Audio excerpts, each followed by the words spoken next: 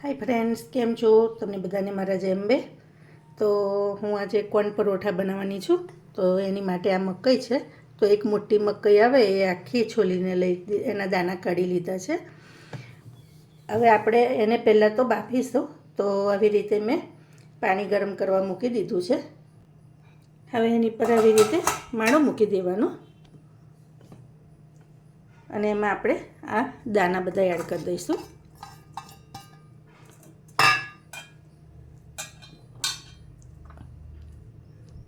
આવી રીતે અને ઉપર થોડુંક આટલું મીઠું એડ કરી દેવાનું.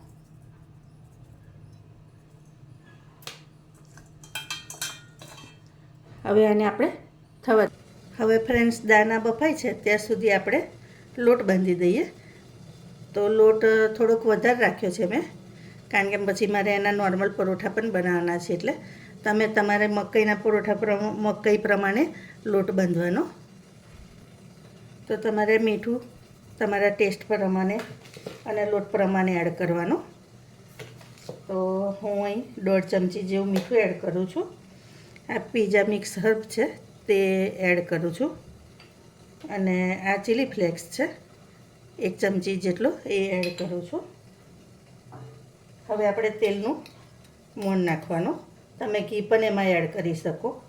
તો મોટી 2 ચમચી જેટલું તેલ એડ કરીશ. હવે આ બધું આપણે પ્રોપર મિક્સ કરી લેવાનું. તમે આમાં ધાણા પણ એડ કરી શકો. ધાણા પણ સરસ લાગે ઉપર સ્પ્રિંકલ કરો તો. હવે દાણા જોઈ લેવાના.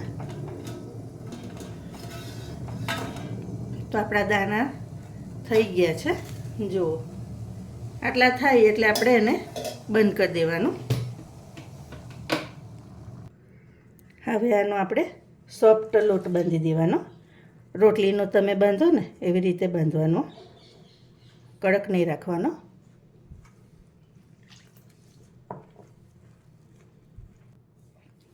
હવે ફ્રેન્ડ્સ, આપણો લોટ બાંધાઈ ગયો છે. આવી રીતે હવે થોડુંક તેલ રહી અને એને સ્મૂથ કરી લેવાનો.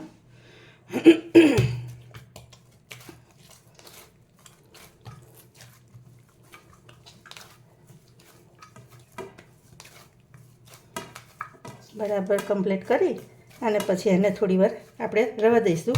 ત્યાં સુધી આપણે હવે કેપ્સિકમ ને ડુંગળીને સમારી લઈએ.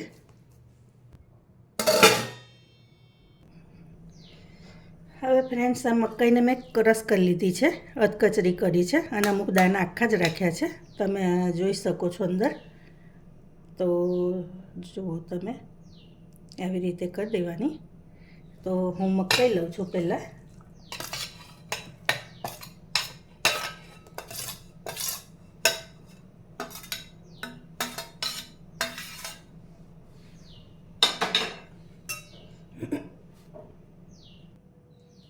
પછી આ કેપ્સિકમ છે, ડુંગળી છે અને લીલું મરચું છે. તો તીખું તમારે તમારા ટેસ્ટ પ્રમાણે કરવાનું. સોરી હા, મારા ગળાની થોડી તકલીફ છે ને એટલે બોલવામાં ભૂલ થાય છે. આ એક ડુંગળી લીધી હતી અને એક કેપ્સિકમ છે એ એડ કરી દઈશું. અને આ લીલા મરચાં પણ એડ કરી દેવાના.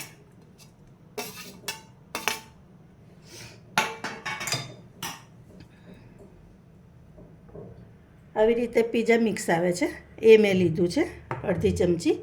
તો હું એ એડ કરીશ. અને ચીલી ફ્લેક્સ છે તે એડ કરી દઈશ. મારી બેબીને આવી રીતના ખાવા છે, પીઝા મિક્સવાળા, એટલે હું આવી રીતે બનાવું છું. તમે તમારા આ બે એવોઈડ કરવું હોય તો તમે કરી શકો. આ બધું મિક્સ કરી લેવાનું. હવે થોડુંક જ મીઠું એડ કરવાનું, કારણ કે આપણે ઓલરેડી બાફવામાં એડ કર્યું છે, લોટમાં પણ એડ કર્યું છે, એટલે વધારે ના થઈ જાય.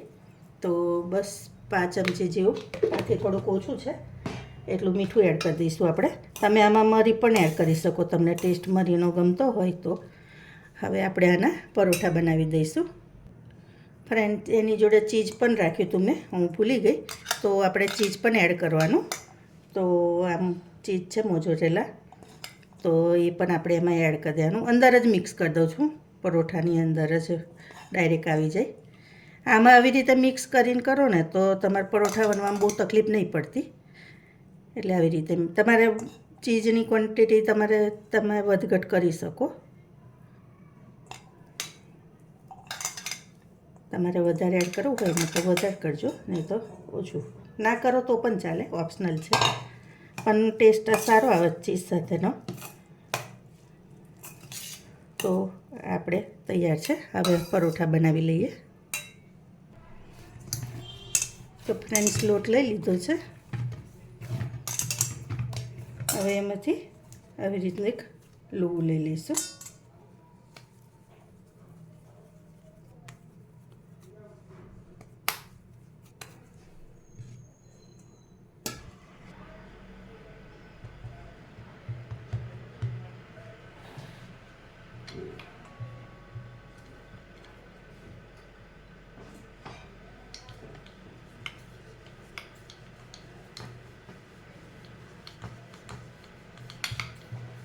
ફ્રેન્ડ્સ, તમને એની જોડે એક વાત પણ કહેવી છે કે તમે મને મારા રેસીપી કેવી લાગી એ કોમેન્ટમાં ખાસ કહો, તો મને કેવું ખબર પડે કે તમને ગમે છે નહીં ગમતી. મારામાં કંઈક ભૂલ હોય તો કહો, તો મને સુધારવાની ખબર પડે. તમારી કોમેન્ટ લાઈકથી હું મોટિવેશન થઉં છું. મને ખૂબ સારું લાગે છે. એવું થાય કે ચાલો હું બનાવું છું એ ઓકે છે. તો કંઈક ભૂલ થતી હોય તો પણ તમે કહી શકો મને કોમેન્ટમાં કે આવી રીતે નહીં, આવી રીતે થાય આ તે.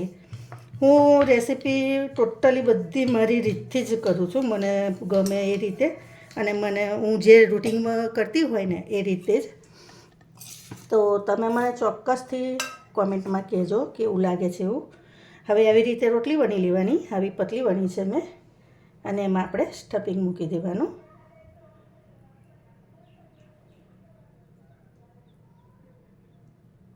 આવી રીતે કરી દેવાનું આપણે.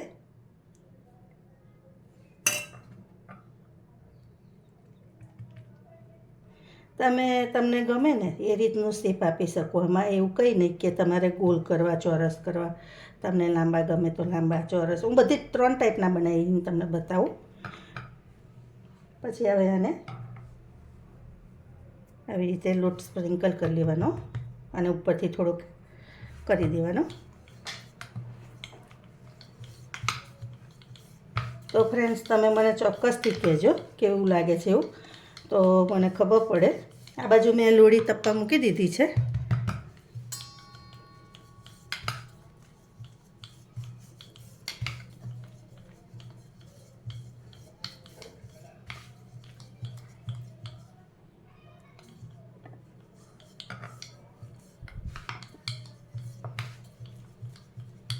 તો આવી રીતે બનાવી દેવાનો. એ જ રીતથી હવે આપણે બીજો પરોઠો કરી લઈશું. પછી એકસાથે શેકીશું એને.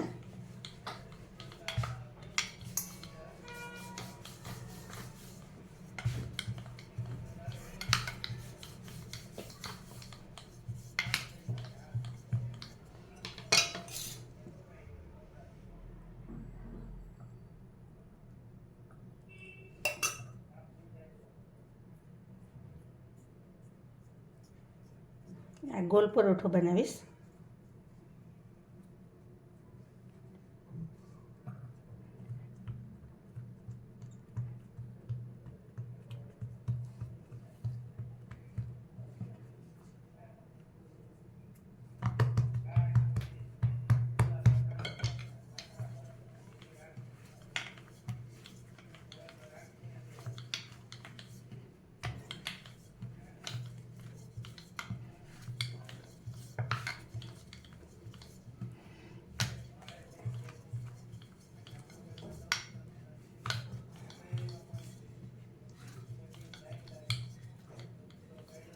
આવું થાય ને ત્યાં થોડોક લોટ એડ કરી દેવાનો, એટલે એ બહાર નહીં નીકળે અને એ પૂરાઈ જશે.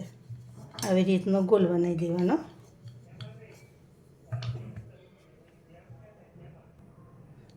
હવે ફ્રેન્ડ્સ, ગરમ થઈ ગઈ છે તાવડી. હવે આપણે આવી રીતે તેલ એડ કરી દેવાનું. ગેસ ધીમો જ રાખવાનો અને પરોઠા મૂકી દઈશું.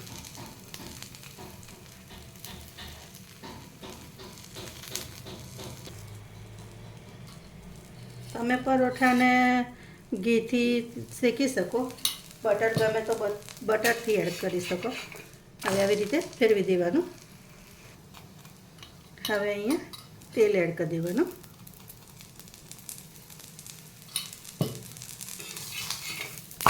અને બંને સાઈડથી બરાબર શેકી લેવાનું.